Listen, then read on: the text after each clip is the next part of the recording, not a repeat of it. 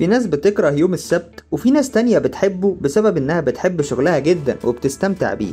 النهاردة هنوريكم عمال بتعمل شغلها بطريقة محترفة وسريعة وبدون اي خطأ. بس قبل ما نبدأ، لو لسه ما اشتركتش على القناة اشترك وفعل الجرس عشان تجيلك فيديوهاتنا دايما.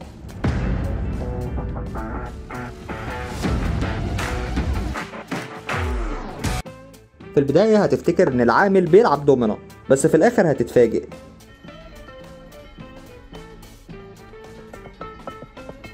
الناس دي المفروض تقبض بالساعة.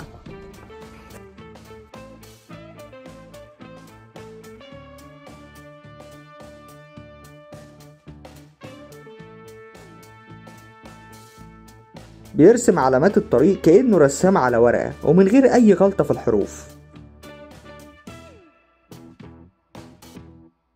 المفروض إن الست دي بتغطي اللحمة بالعجينة، بس من كتر سرعتها وهي بتقلب مش هتلاحظ حاجة.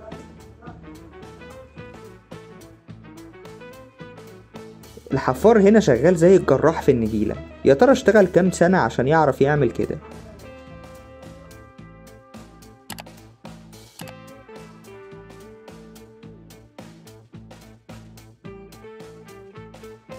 مش محتاج خط يمشي عليه الدهان. الصراحة منظر مريح جدا للعين.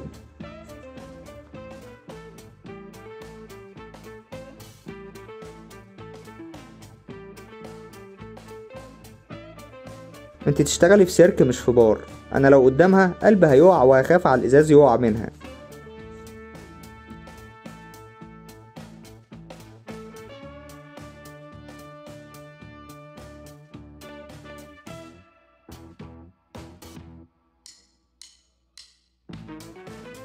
كراسي الاستادات الرياضية بيبقى بالالاف. بدل ما ينضف كرسي كرسي قال يرجع الكراسي لوضعها من جديد ومن غير ما يسيح البلاستيك.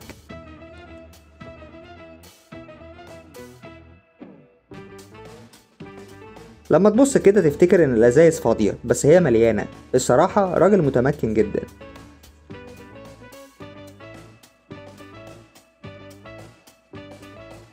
اللي انت شايفه ده مش سحر ولا فيلم من افلام مارفل. دول عمال بيصبوا حديد منصهر درجة حرارته 1700 درجة عشان يتشكل على شكل السور.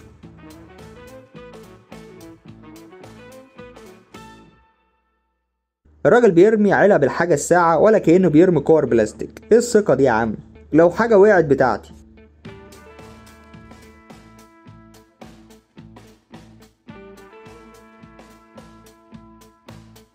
كل واحد عارف بيضرب ضربته امتى. هو ده العمل الجماعي.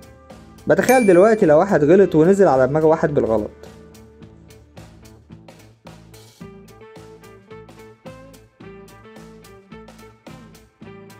الست دي محتاجينها في الصيف تقطع لنا البطيخ في البيت. ايه الحرفانة دي؟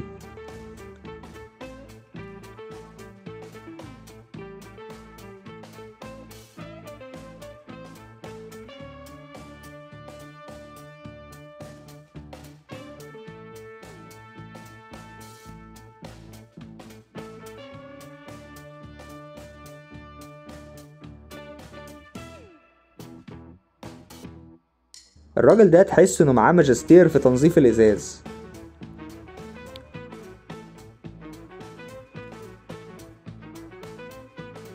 الجبل ده عبارة عن اسمنت ناشف. بص الراجل بيتحكم فيه ازاي من غير اي خوف.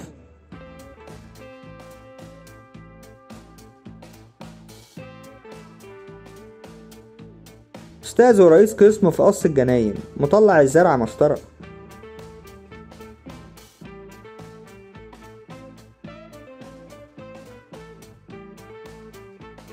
الست دي بتعد الفلوس اسرع من المكنه نفسها ب5 صوابع. البت دي لو شغاله عندي من الشك هعد وراها. اختراعات الصين وصلت. مكنه لتنظيف الارض بضغط الميه، تحس انها بتدهن الارض من جديد.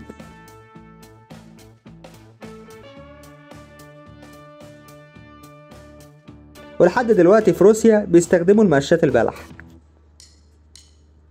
اسرع واحد يغلف علب توصيل.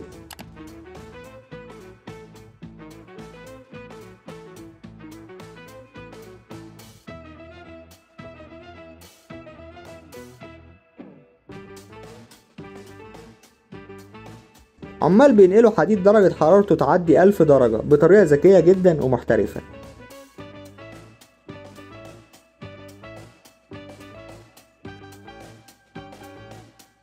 تحس ان الطوب عارف هو رايح فين، ده انت ساحر يا ابني.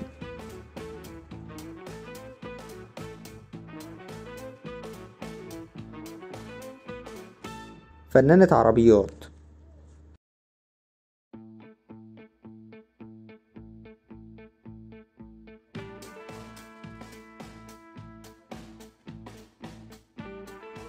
الراجل ده عمل بطولي في الطريق.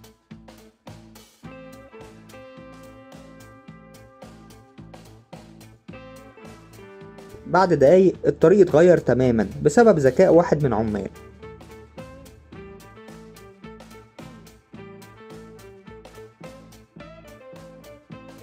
انا معرفش القلب ده جايباه منين، بنت بتبعد النحل بايديها عادي من غير اي حماية.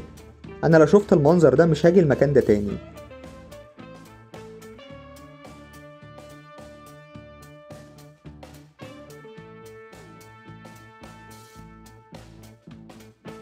لو بتسأل نفسك ازاي الاهرامات بحجارتها الكبيرة اتبنت، تعال بص على الراجل ده وهو بيقسم الحجر الكبير ده لنصين بكل بساطة.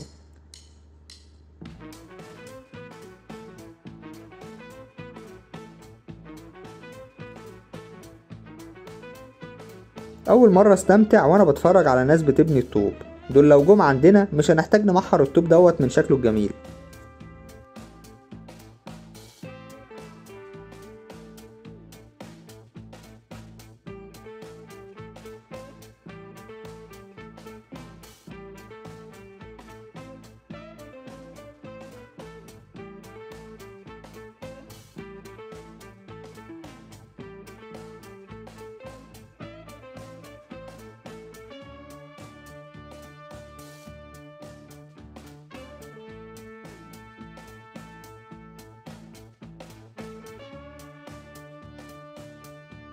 اللي انت شايفه ده حجارة بيضة بتدهن باللون الاحمر، بس تحس ان الفيديو ماشي بالعكس.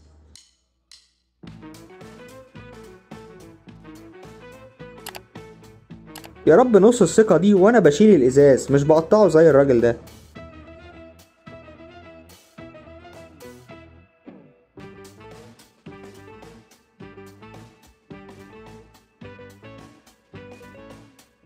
اول مرة اشوف الفوم بيترش بالكمية دي.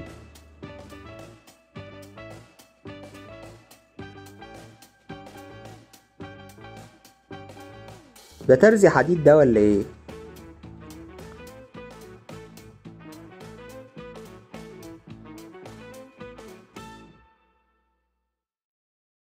طريقة بيصلحوا بيها الشاروخ اللي في الاسفلت.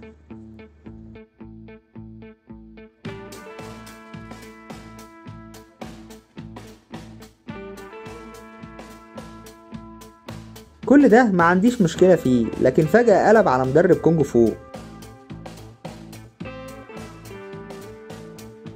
من السرعة هيعمل لك الأكل من قبل ما تطلب.